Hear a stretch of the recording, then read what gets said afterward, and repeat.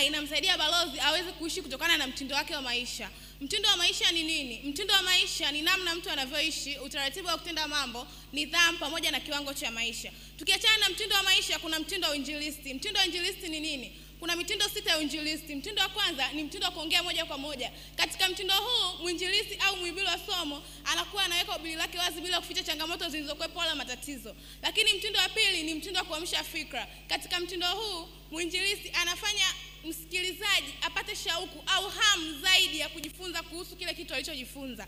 Lakini mtindo wa tatu ni mtindo wa kutoa wito. Katika mtindo huu, mtu alazimishwi, anajitoa kwa hiari yake. Mtindo wa 4 ni mtindo wa kutoa ushuhuda. Katika mtindo huu, msikilizaji au mtoa somo anatoa ushuhuda kutokana na visa mbalimbali vya Biblia au uzoefu wake binafsi. Mtindo wa 5 ni kutoa huduma kwa jamii. Mtindo huu sana sana alitumia Dorcas katika Biblia. Aliwagaia watu vitu na kuwasogeza karibu kwa Yesu.